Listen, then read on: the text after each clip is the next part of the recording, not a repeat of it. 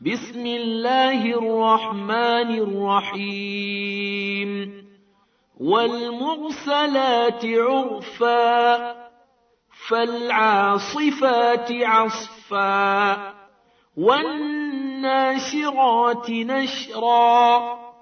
فالفارقات فرقا فالملقيات ذكرا عذرا أو نذرا إنما توعدون لواقع فإذا النجوم طمست وإذا السماء فرجت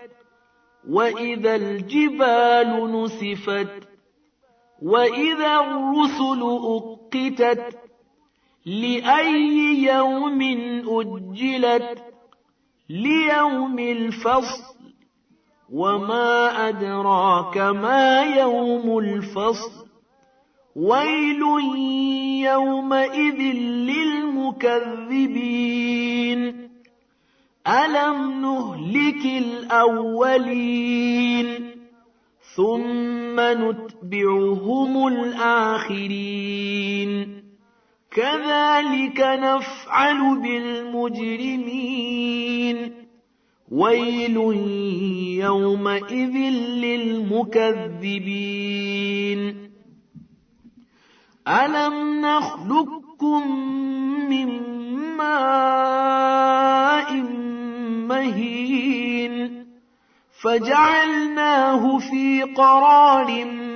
مكين إلى قدر معلوم فقدرنا فنعم القادرون ويل يومئذ للمكذبين ألم نجعل الأرض كفاتا أحياء وأمواتا وجعلنا فيها رواسي شامخات وأسقيناكم ماء فراتا ويل يومئذ للمكذبين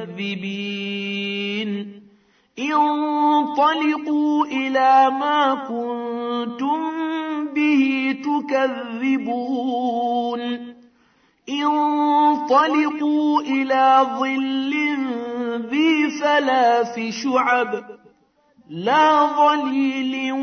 ولا يغني من اللهب إنها ترمي بشرر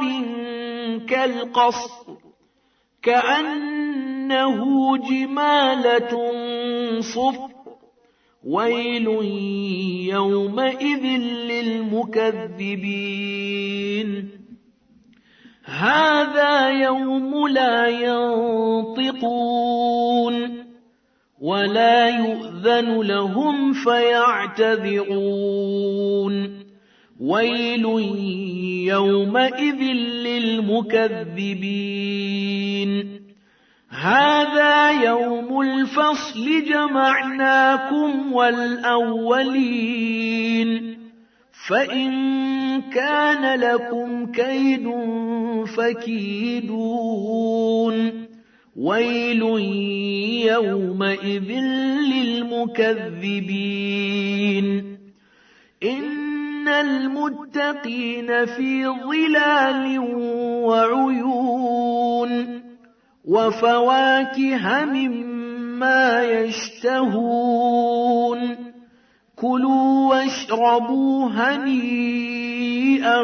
بما كنتم تعملون إنا كذلك نجزي المحسنين ويل يومئذ للمكذبين كلوا وتمتعوا قليلا إنكم مجرمون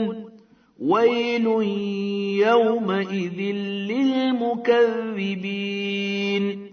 وإذا قيل لهم اركعوا لا يركعون ويل يومئذ للمكذبين فبأي حديث بعده